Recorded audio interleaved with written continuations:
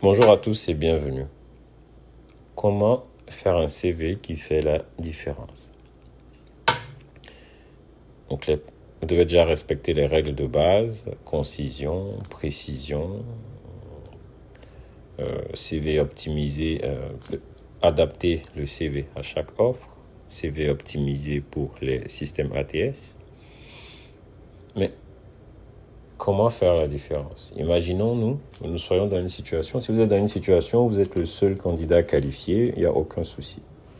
Mais imaginons-nous que vous êtes dans une situation où vous êtes deux candidats qui avaient de bonnes qualifications, une bonne éducation, tout ce qu'il faut. Donc le recruteur a deux.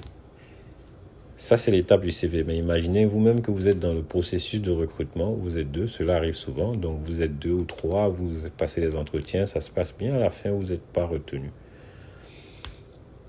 Donc, votre stratégie, ce sera d'éliminer la subjectivité. Essayez en tout cas d'éliminer la subjectivité. Essayez d'éliminer la subjectivité, rendre le processus plus objectif. Donc, dans la mesure du possible, en fonction de ce que vous faites, vous allez essayer de faire un chiffrage.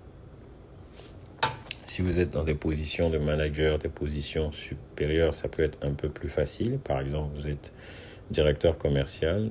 Qu'est-ce qu'attend le recruteur d'un directeur commercial? C'est d'augmenter ses ventes. Bien entendu, ramener des ventes de qualité qui après vont se traduire en trésorerie, ne pas tirer sur les délais. Mais bon, ça, c'est d'autres sujets. Donc, c'est augmenter les ventes. Donc, si vous avez de bonnes performances dans vos expériences passées, mettez-les sur votre CV. En plus des autres éléments, cela va vous permettre de faire la différence, d'obliger le recruteur à être objectif, de l'aider également à être plus objectif et de vous permettre de faire la différence et de ne pas être éliminé sur des critères subjectifs. Si vous êtes sur une position d'entrée, ça peut être un peu plus compliqué.